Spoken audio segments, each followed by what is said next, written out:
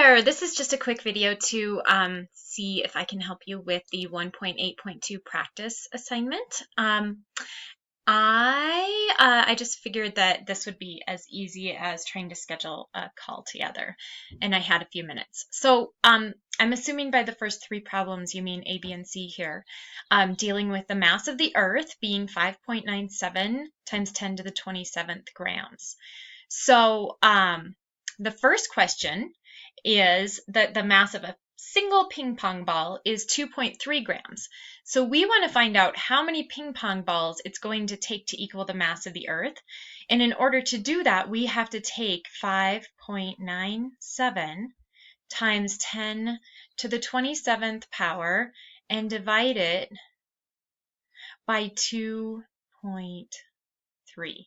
So how many 2.3 gram ping pong balls is it going to take to get up to 5.97 times 10 to the 27th grams, which is the mass of the Earth? So this is an enormous number, and this is going to be a little bit smaller, but also an enormous number, okay?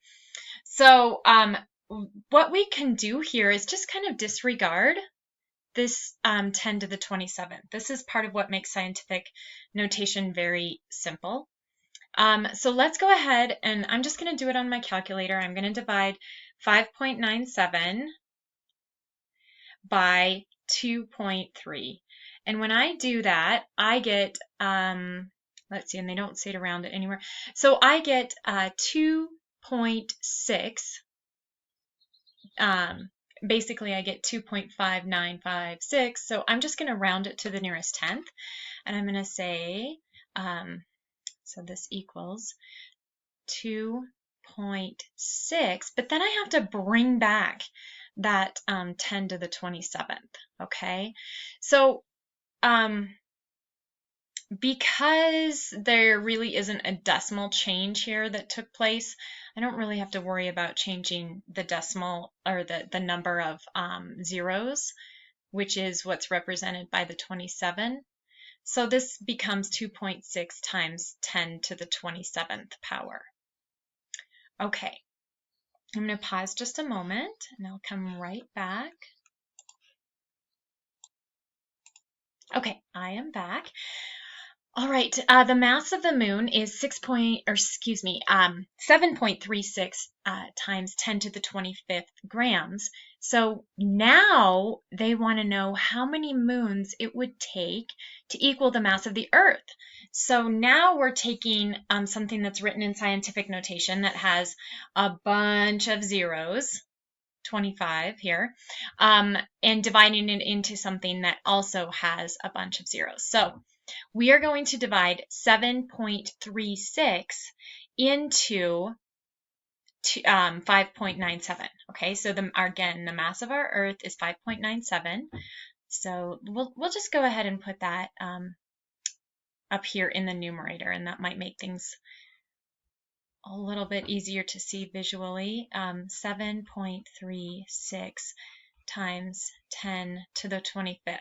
Okay, what's going to happen here? 5.9 is smaller than 7.36, but that's okay because this 5.9 times 10 to the 27th has more zeros, so it's a way bigger number, but the number out in front of our scientific notation there is smaller. So we're going to end up with a decimal number, but we can totally handle that. Okay, so I'm going to first divide 5.97 divided by 7.36. And when I do that, I get 0.8111.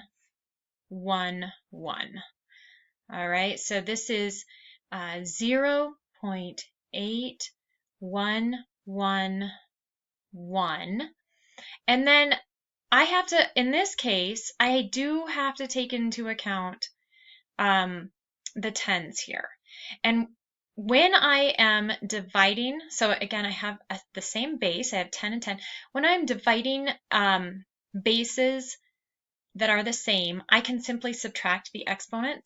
So this becomes times 10 to the 27 minus 25.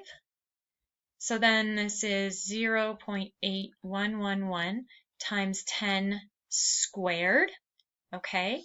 And when 10 squared is actually 100, okay? So I could just as easily multiply this by 100, and I will do that, but I want to make something clear. There's a couple answers that I would accept here. So when we write in scientific notation, we always want one non-zero digit to the left of the decimal. So we need to move that decimal over to the right side of the 8. And when we move the decimal to the right, we have to subtract an exponent. So the scientific notation way to write this would be 8.111 times 10 to the first power.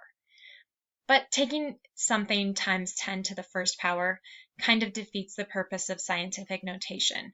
We really only use scientific notation when we have extremely large or extremely small numbers, and 10 to the first is just 10.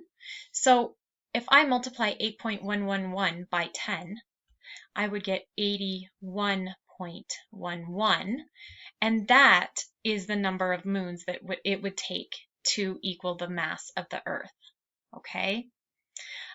So again, I would take either this answer or this answer, and this is technically correct, but it's not very practical, and this is the technically correct and practical answer. Okay, the last one is the mass of the sun is so much bigger than the mass of the Earth. It's 1.99 times 10 to the 33rd grams. So we want to calculate how many Earths would fit in the sun. So now we've got 1.99, that's going to be our numerator, times 10 to the 33rd, okay? And then we'll divide that by 7, excuse me. Got people texting me and that's not helping. 5.97 times 10 to the 22nd. Okay, so I'm going to divide that 1.99 by 5.97, and again I'm going to end up with a decimal, but that's fine because I know that 33 is greater than 27, so the sun is way bigger than the Earth.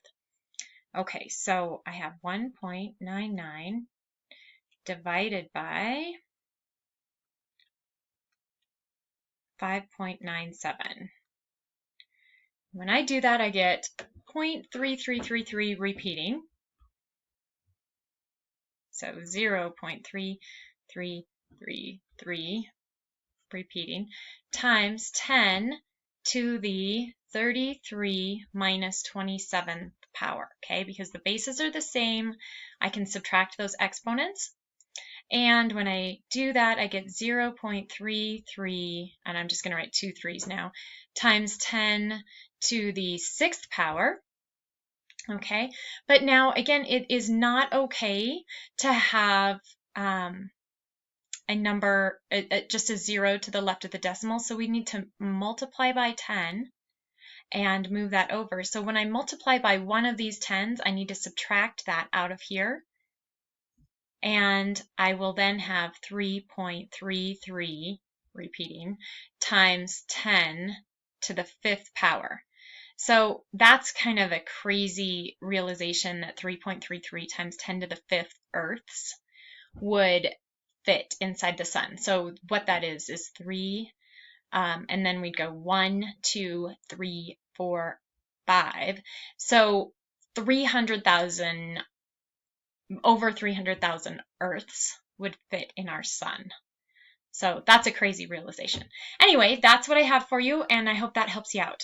Thanks.